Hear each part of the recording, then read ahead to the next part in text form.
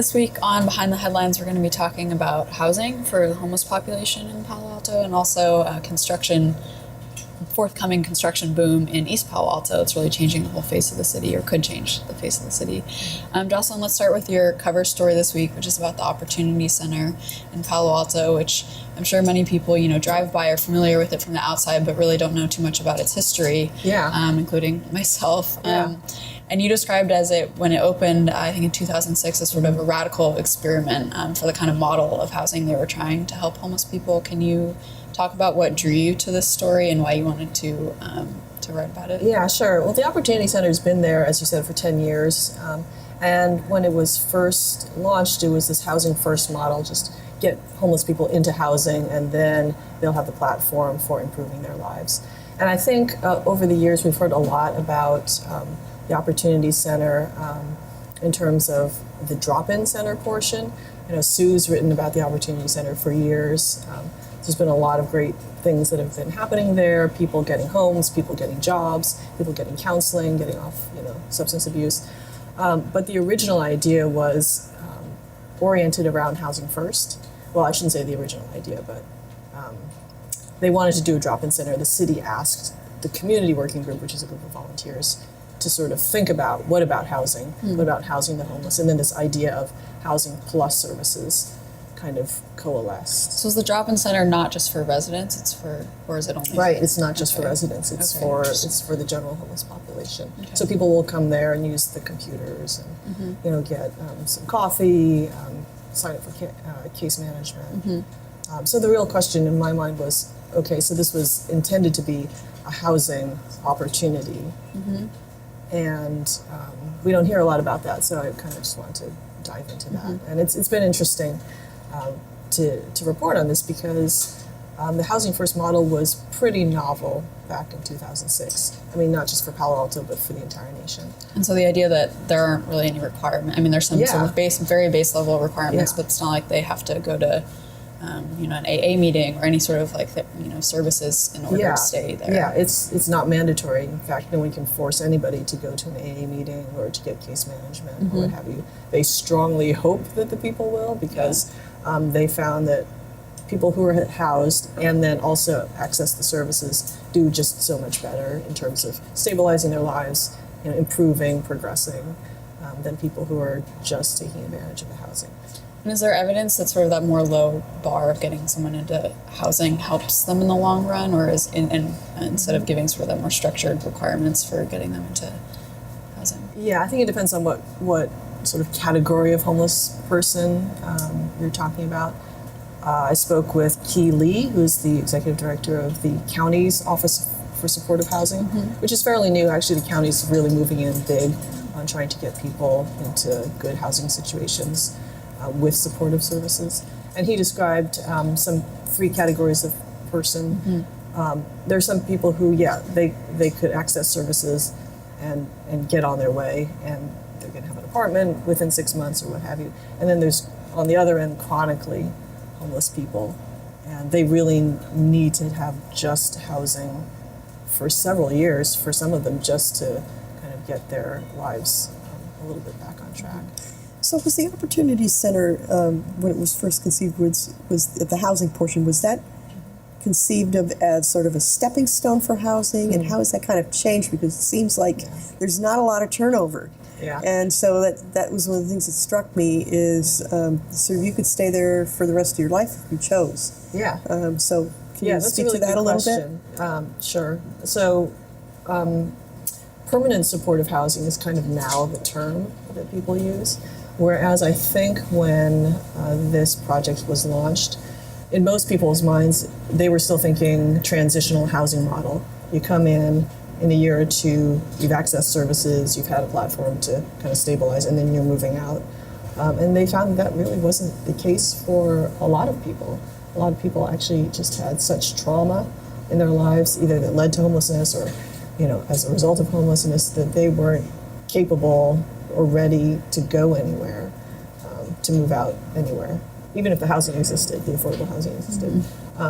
But what's interesting is that over these 10 years, we found that the nation on the whole has really gravitated towards permanent supportive housing. This idea of give people a place to stay safe and warm, and they're paying rent. This is not free housing by any means, but they're paying rent.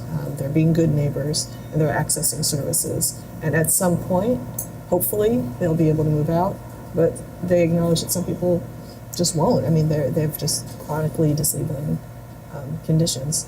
But in San Jose, there's now 3 projects that are in the pipeline that are permanent supportive housing. So the Opportunity Center was the first such project in the county, and now other cities are picking up on that. So there's 3 in San Jose that they're going to house, I think they're going to have 375 units. I don't know how many people that amounts to, but I mean, clearly the idea is taking hold, and it's being held up as kind of the model for right now. Yeah, there are several. I don't remember off the top of my head how many people are unhoused in the county at any one time, but it's 6,500 or so. Okay. Yeah, so it is. It's sizable. I was thinking around 2,500. So it's 3 times that. It's pretty amazing. Yeah, there are a lot. Palo Alto, so they do a point in time count, so it's kind of an estimate. Yeah. At best you can't find every single homeless person, but volunteers go out, and then the shelters also send their data of how many people are in their shelters. And so Palo Alto's kind of gone in a bowl shape curve, but when the Opportunity Center opened it was 240, then it went down. At the lowest it was 150, and now it's come back up to about 220 or so. There was something that really kind of struck me in your story also, and that was the idea that, okay, let's say you don't have that many available units in the Opportunity Center because there's just not that many people moving out. Yeah. And then the idea is to offer services through other forms of low-income housing or subsidized housing, off campus, so to speak. Yeah. And while there is a shortage of that, and it's a difficult thing, your story points out, because of the price of housing here, and the fact that, and I've heard this as well, is that apartment owners don't want to do Section 8 anymore the way they used to. That used to be pretty easy. Okay, I'll take the government money and I'll put somebody in. Yeah. But now you can get so much more, for the units, so you don't want to be tied to it, with the rates going up all of the time and the property value going up, that people just don't want to do it because they, when somebody moves out in 6 months, they might be able to double the rent again.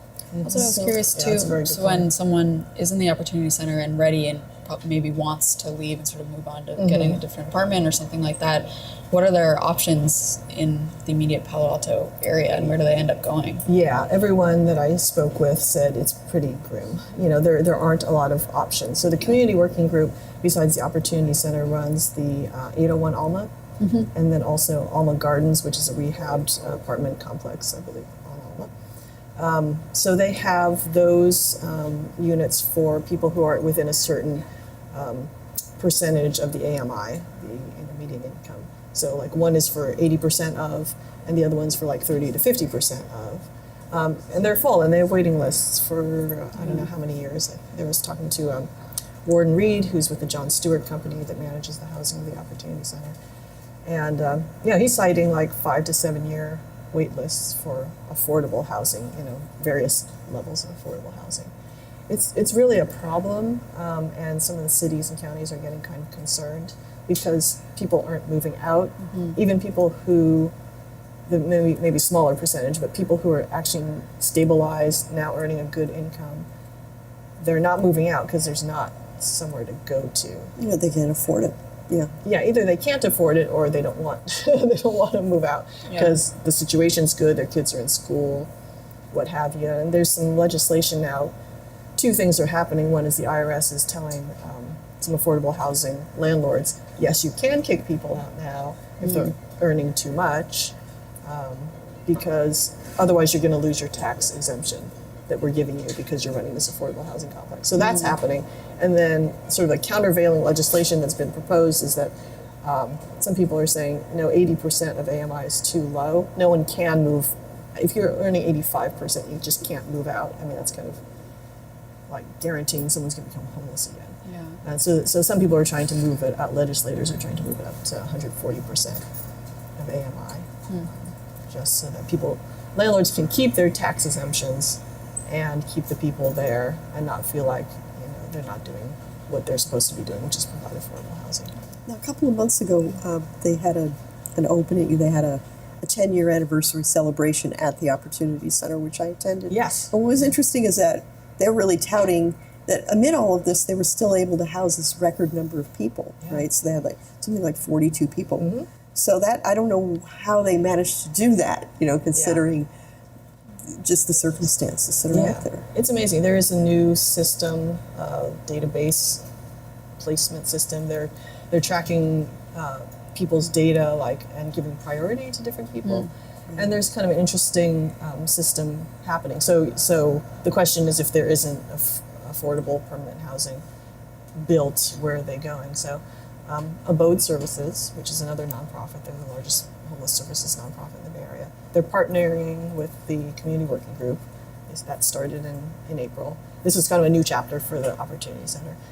Abode happens to be involved also in San Mateo County, and they work on projects where, for example, they'll work with a landlord, just a regular apartment landlord, and say, we'll take on the lease and we'll sublet that to this person. This person is coming out of homelessness. We will give them services. We'll make sure you're paid on time. Everything will go well. And so then they're trying to create more affordable housing opportunities by being the intermediary. Is that happening elsewhere, or is that pretty novel that they're trying that? They're trying that in San Mateo County. It sounded like, I spoke with Louis Chiquin, who's the executive director of Abode. It sounded like they were making really good progress on that, and it didn't sound like the master lease process is something that's really widespread right now. I could be wrong, but he was saying that it was working pretty well. You also were looking at, prior to when the Opportunity Center was just a concept, there were a lot of issues in the community about, some people were afraid that this would be a mecca, Palo Alto would become a mecca for the homeless, there'd be rampant crime. Can you speak to how those numbers sort of have worked out? Yeah. The fire department and police department were kind enough to provide us with 10 years of data for calls to the Opportunity Center. And basically what it looked like there were 450 calls, I think, to the Opportunity Center, to the police. And if I'm remembering right, yeah. And Flip to it. there's a chart in the paper. Chart, okay. All told, there were 580 offenses, but those 567 total offenses. Yeah, and those were off of 450, 480 actual calls. Right, so you had 42 calls. Yeah, a lot of sort of miscellaneous type of things going on, but I think that kind of amounts to maybe one call a week to the police. The managers of the Opportunity Center say that the police and the fire department are great with the clients and the residents. They come in, they're non-confrontational, they're trying to understand where these people are at. Is the call something that needs to be investigated? They'll do their best to do that. Or is it just a situation of someone's fearful and they need to be kind of talked? Yeah, I'm just glancing down at some of these numbers, and you see what kinds of crimes that they're also being called to, and you have battery, where the numbers jump out: battery, domestic violence, kind of things. There are violent crimes. There are some violent crimes, but there's not armed robberies and murders and things like that. There are there's an assault with a deadly weapon type of things. But then you have a lot of other psych calls and health calls. It seems like, especially when you look at the fire department numbers, the EMS calls 470. So that's a lot of people who required service. We don't know why, if it's health reason, if it's psychological. So there's all kinds of, that sort of, in terms of the fire department calls, it's really the thing that has really popped out. Pamela, who manages, is the property manager, said, there are some residents who require a lot of services, and when you think about it, just 5 people could produce a lot of calls if they're calling 3 times a week to the fire department because they have a certain health condition. They're very concerned about that, right? And they want some reassurance. So you have to take that into consideration, I think, with these numbers. Yeah. Yeah, and one thing not related to the Opportunity Center, but it's been difficult down in San Jose when I was reading about some of the coverage to get some of these programs approved, because there is the not in my backyard kind of feeling. There's a project called Evans Lane where they're actually bringing in modular homes to house people on a temporary basis. And modular is also very interesting because you can get a housing project up in like 2 years at half the cost. Instead of like, Opportunity Center, the planning process was a good 8 years. I don't actually know how long the construction process was. But anyway, this new concept of rapid rehousing of people, I mean, it's still something that neighbors are very leery of. And especially if the neighborhood itself is already kind of run down, or they're a poor neighborhood, and then they're going to get a housing project like this. But again, Louis Shequin of the Abode Services, which is also involved in this Evans Lane project, said, we're going to have staffing, we're going to have 24/7 security. We might be more secure and have better structure than the surrounding neighborhood, which I thought was kind of an interesting comment. And they were hopeful that they would actually, be a benefit to the community. One of the other things too is that the Opportunity Center, while it's I don't know how many stories it is. 5 stories. 5 stories. Well, it's this edifice, right? Okay, yeah. An obvious location. Yeah. But one of the other things that I've noticed in doing reporting about mental health issues, for example, is Palo Alto has a tremendous amount of, housing available. Sort of live-in housing, halfway. What do you call it? Halfway house or transitional housing, all through the city. I mean, when I've gone out even for another story and knocked on some door and let's say even in our Evergreen Park neighborhood over here, and someone will answer the door and say, "Oh, this is a transitional housing for veterans or for people who are mentally ill," and it's all over town. So these projects, you don't even know that a lot of places are there and are being used for those purposes as group homes. Yeah. Is there anything else that you wanted to touch on, or you didn't get to in the reporting, or the actual story itself? I know, that you did get to in the reporting. I just thought it was a really fascinating It topic. is. And the fact that the community working group is all volunteer has been pretty amazing, because they've been also raising money and pumping money into the Opportunity Center to make it work. I was curious to read about the funding, yeah. how that all works. Yeah. A place It's a like whole this. world there. Yeah. They're having an event tomorrow, Saturday, to celebrate their 10th anniversary with tours of the center. And one of the things I think they're celebrating is, now that they have a strategic alliance with Abode Services, the volunteers of Community Working Group and the staffing of Abode Services, they think they're going to work really well in the next 10 years. Interesting model. Yeah, to improve services to the residents and just see this project move forward. And Is Abode going to be taking over basically from the county? Do you know? so, yeah. How does that work? We're talking general partnerships here, which I'm not that expert in, but basically the County Housing Authority has been involved in the housing portion. They're exiting probably by the end of this year.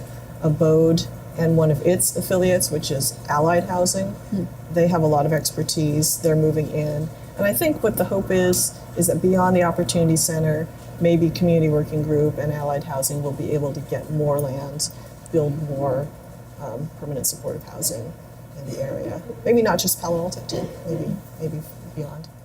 Well, thank you. It was great reporting on this. Thanks. Yeah, it's an interesting topic. From housing to construction of a different kind in East Palo Alto. Construction, but not so much construction of housing. Right, I know. Which is always a topic of Gentrification. I know.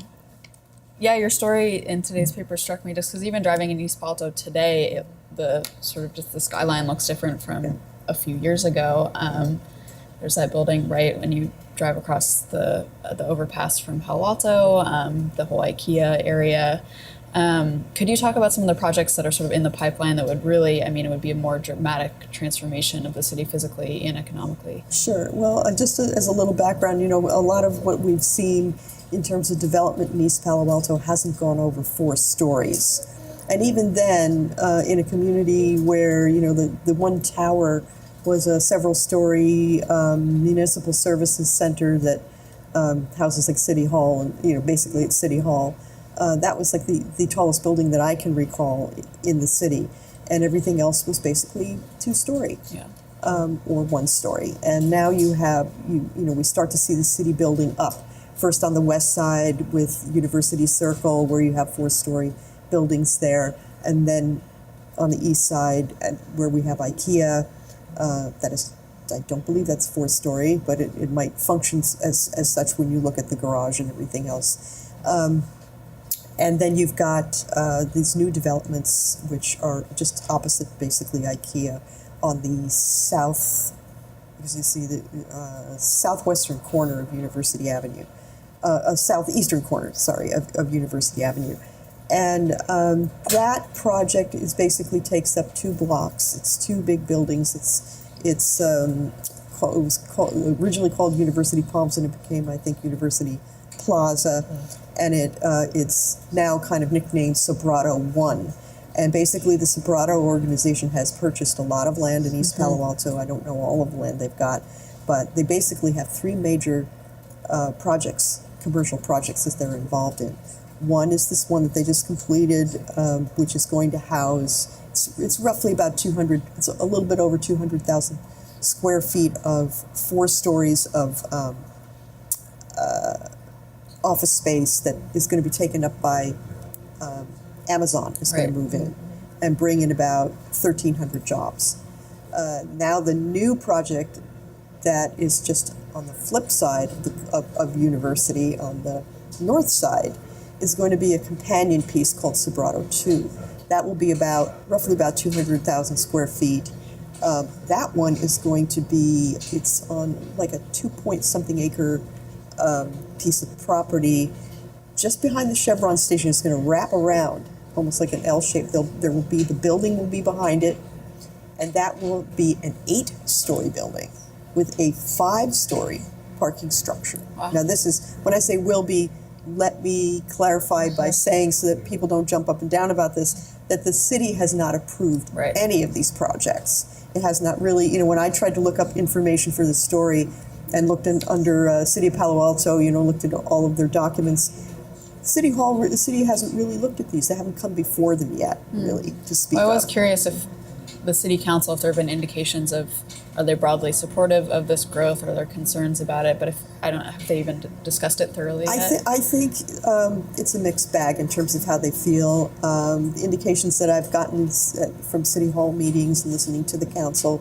is they want growth, but they're a little bit afraid of the level of growth because they know what that might mean. So one of the things Councilman Romero recently said was basically, we have to be very aware and concerned about and responsible about, in particular, one project that would be bringing in 1.4 million square feet of office, what kind of impact that's going to have on the city in terms of housing, in terms of, parking and traffic, just everything. And it really could change the cities, the way the city looks, and maybe the entire makeup of the city. It does seem like it's an inflection point for East Palo Alto. If these projects go through, there's the one that you just talked about, and then there's the 5 8-story buildings over in the Bay, also by the Sobrato organization. But what I'm curious about is, so the council's in a kind of a particular pickle, because how do you get growth to come into the city without changing kind of the nature and the identity of the city? I almost feel like both positions are sort of at odds with each other. I haven't really heard sort of the middle ground of how do you grow sensibly, strategically, and also kind of bring the residents along. I think that's one of the fears that I think, gentrification. there's so much tremendous pressure around East Palo Alto. You've got Palo Alto not wanting to do its share of housing building, of affordable housing building. You've got Facebook in the back there in Menlo Park doing a tremendous amount of building. And the city of Menlo Park also, in fact, there's a lawsuit the city of East Palo Alto is going against Menlo Park because of all of the construction that's going on and how that will impact East Palo Alto. But you have, East Palo Alto had a vision a long time ago to basically turn this is where the second major project goes. You had this big project out in the Baylands, essentially. So it would be from Bay Road and out to the Baylands off of University Avenue. And this whole area was going to be this big redeveloped, I think it was I forget how many acres it is, but essentially it was going to be the business center, and also they were going to have it be the retail center as well. So you're going to have this whole complex where, because remember, everything on the west side was developed into offices. So they took away what was, if you want to call it the heart of the city, the downtown. There is no downtown to speak of in East Palo Alto. So their intention was to do that, to have this mixed use. You're going to have industrial condominiums. You're going to have R&D. You're going to have tall office buildings with commanding views over the bay. This is all going to be part of the mix out there. And nothing had happened.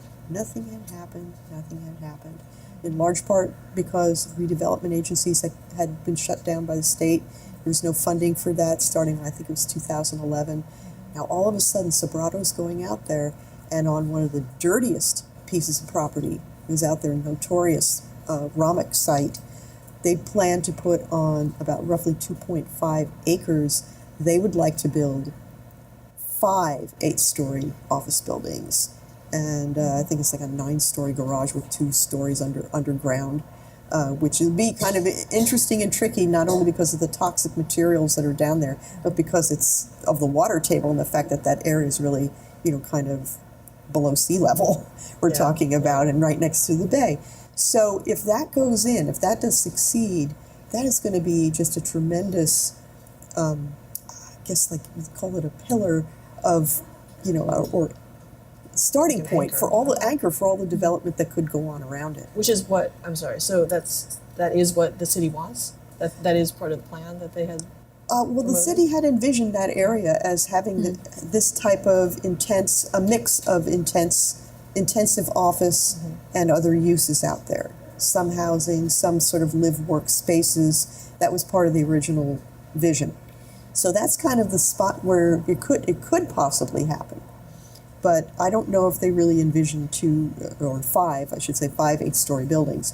And it will remain to be seen whether or not they actually let something like that go through, because we're talking about roughly between 4,500 and about 6,000 employees would be in that area. What was it like when IKEA and the shopping center right there were proposed and built? I mean, I wasn't around at the time as a reporter, but was there a lot of uproar around it? Or was it sort of that same tension of wanting to bring jobs and retail and have sort of an area where people could go versus, changing the nature of the city? I think people were a little bit nervous about it. Certainly they wanted jobs in retail, and they didn't have as big of an issue about it at the time.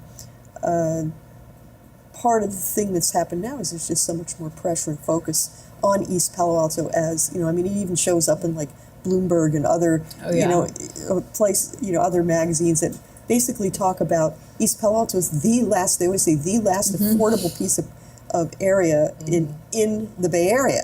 And so there's just all this, development pressure on the city, and you have no place for people to go in terms of housing. Jobs have not really come there that have, improved the lives of people. The city had, as part of that whole development with IKEA and the Ravenswood 101 retail, they were supposed to be putting in, they had roughly try to get jobs for about 30% of the employees that would be there would be East Palo Alto residents. That has not always come through, and they admit that has kind of been a failure in some ways, because some people, they just don't even have the basic skills, people skills, to be able to get the jobs, let's say, at the hotel. They don't know how to deal at the Four Seasons Hotel. They've had a lot of problems trying to get to 30%. And that's the hiring requirement that Amazon is going to be exempted They're from, going right? to be exempt from that. Yeah, the city is now looking at whether or not this whole 30% hire thing, which doesn't really have any teeth. It's only kind of a suggestion and a goal, but if you can't make it, you can't make it.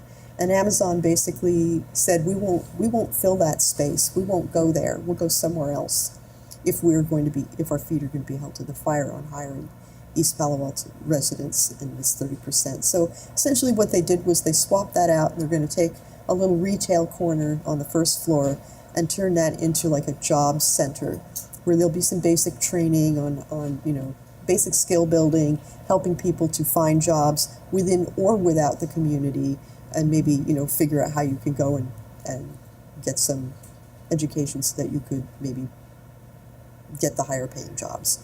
But there's no guarantee there for East Palo Alto residents at all that they'll get the jobs. And Amazon has said that most of the jobs they're going to be bringing in are high-tech jobs and high-skilled jobs, and so and support. And so people in the community are saying, okay, it's true that you won't maybe have 30% of East Palo Altans who could fit these high-tech jobs, but there are certainly people in East Palo Alto who do have high-tech skills. And they want to make sure that, they may be working somewhere else right now and might want to stay in their community and work there. So they'd like to see first hires in terms of that from the community where people do fill that skill set. One thing that's changed since IKEA opened is the traffic situation. So both IKEA and Ravenswood 101 happily are along 101, so people can get there pretty easily. Adding up to 6,000 new workers over kind of towards the bay, my question is Dumbarton Bridge going to be able to carry all these people, allow them over in a timely fashion, or is that going to get jammed up? I think it's already busy. It's already jammed up. Anybody who has to try to get home over on the east side of town knows what that's like. Yeah. I mean, getting between Palo Alto and East Palo Alto even takes longer than you would think it should. And then the gridlock, during commute hours, right, is truly gridlock. Yeah. People have to get out of their cars and walk places. Anyway, but with this many new jobs, it just kind of raises the whole regional cooperation question, the question of are people planning, are city officials talking to each other and planning for these kinds of outcomes, and how are we going to handle that? It's going to stress out 101 and then also Dumbarton and East Bay Shore, West Bay Shore. Yeah, I think, and I think we're going to see, in some of the reports that I've read, they've talked about the East Bay Shore side, and this is the corner that we're talking about, where I first mentioned the first of the 8-story buildings that are being proposed. And that is just they've talked about that whole area, that it's basically slated for a radical change. You've got a whole strip along 101 that people would just love to get their hands on, between, University Avenue and Willow Road, let's say, that could be built up into all kinds of things. You've got it's freeway frontage, and people would love to have that. But at the same time, East Palo Alto, I think, is going to not only have to talk to other cities and talk about cooperation and regional cooperation and be very forward-thinking in terms of that. They're going to really have to be very strategic, because otherwise they're just going to be the dumping ground for this is my vision anyway. They'll be the dumping ground for everything else that nobody else wants to have in their own backyard. So I think they're aware of that. I think they are aware. The council is also very aware that overnight, practically, you might see people just priced out. Where are you going to put these 4,500 people from this one development? Are they all going to want to commute, or are they would they want to stay nearby if housing was built? So that's sort of phase 2 of all of that. There are some things, although this is kind of negative, we're talking sort of negatively from the local standpoint and what the benefits are for the community that already exists there. There's kind of 2 interesting other projects that we haven't mentioned. One is the primary school, which the Chan Zuckerberg has started. This idea of putting in about, I think they're talking about up to 511 students that would be there. These would be preschool and elementary school students on a beautiful campus that would also have a gymnasium that residents could basically access, and really have wraparound services, which would also be, they'd have health services. They'd be partnering with Ravenswood Family Health and other organizations to give kids really a real fighting chance on all levels, so that they could start, their education in a way that could really improve their lives. And all this would be tuition free. So I think that's one project. That's also another one that's out there in the Baylands on Week Street. The other thing is a youth performance and arts center that's also planned. And that, I might add, is the only one that has a dedicated water supply. See, all of these projects that we're talking about right now, they're kind of going through all of the machinations of the planning right now, planning process. CEQA, EIRs, all those types of things that they're going to be doing. But there's no water. If they can't get the water supply, they cannot build. And right now, East Palo Alto's tapped out with water, and they're trying to get some hetchy water from allocations from Palo Alto and Mountain View, and develop their own underground water supply as well, although that will probably be more used for emergency. It's not really very good tasting. What is interesting about those two projects, the primary school and then the art center, is that they are development, but I've reported on both of them a little bit, and they're just so highly desired by parents who want their kids to be able to stay in East Palo Alto, go to school, not be sent to the Palo Alto School District or elsewhere. And then the art program, also people who love the vibrant art community in East Palo Alto and want to preserve and grow that and teach that to future generations. And both of those as being physical houses for those kind of efforts within the city's borders as being really important projects for the city. Yeah. And I just hope that all of those things that are starting to be there for residents, that the residents will be there to enjoy them. Yeah. And that's the other key that really needs to be built. And the city does have one housing plan for affordable housing that's 120 units that would also be out in that same area, also in this sort of near the Baylands. And that's also on hold once again because of the water. So until the water situation, that's kind of has slowed down the development process throughout the city. That's why you don't see a lot of other projects popping up right now. Otherwise, there would be tons of projects out there right now. But if you sit there and go into the planning department, people are coming in and out all the time. It's not a quiet place. So there's a lot of activity in East Palo Alto, and I think that will just continue. And the city does the city council has a challenge on its hands to try to balance all of this, grow. One of the things that just came out, I was just recently listening to one of the tapes of a city council meeting, and the city manager, Carlos Martinez, was talking about the budget. So they're starting to look at their budget process for the next year, right? And when they talked about that, he said, well, we have all these projects. We've got infrastructure that we have to build for these projects as well. You've got sewer, you got water, you have all these different things roads have to be paved. The city's going to find itself in a tremendous squeeze economically, and at the same time need to do these projects to get more money. And he said, once these projects are built, the four that we're talking about, especially the two commercial ones, there will be money. The city will then have money and will be in a much more stable economic situation than it is in today. So everything kind of is hanging fire, and all depends on these commercial projects, these two big commercial projects, and also the existing Sobrato one, in terms of the revenue that's going to be generated from those. Well, I know you will follow all these different threads in the coming months and years. And we haven't even talked about traffic, which I know. Nobody knows anything about at this point. Next chapter. Yeah. Well, great. I think we will wrap things up for today. If you like what you saw, you can click subscribe below. You can join the conversation about these stories at paloaltoonline.com/square, or you can follow us on social media. We're on Twitter at Palo Alto Weekly and on Facebook. Thanks so much, and we'll see you next week.